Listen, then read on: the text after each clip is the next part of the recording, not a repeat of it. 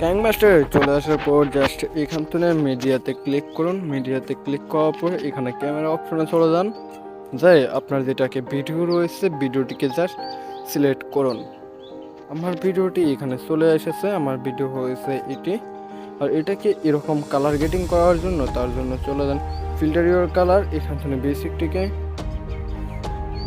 এটা এই কালারটি কিন্তু এই ভিডিওটি চয়েস করা হয়েছিল। তারপর আপনি কালার শেষে এটাকে অল্প বাড়িয়ে দিতে পারেন, এটাকে কম,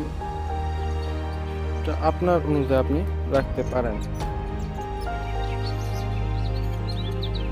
খুবই ইজিভাবে কিন্তু আমরা কালার গেটিং শেষ করছি, কিন্তু গানের সাথে একটি ইফেক্টসকে আমরা দেখতে পারছিলাম। তার জন্য এটাকে এখানে কাট করব। কাট করে হয়ে এখানে আমরা চলে যাব প্লাস আইকনে। তো প্লাস আইকন চলে আসার পরে এখান থেকে এটা ক্লিক করুন। ইফেক্টসটি কিন্তু হয়ে গেছে। পুরোপুরি ভিডিওটি দেখতে ইফেক্টসটি আপনাদের সামনে আমি এখন প্লে করলাম।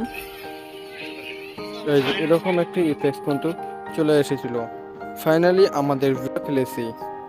তারপর কি আর ভিডিওটিকে এক্সপোর্ট করুন।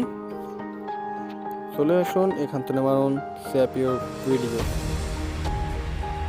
ওকে, ভিডিও এক্সপোর্ট।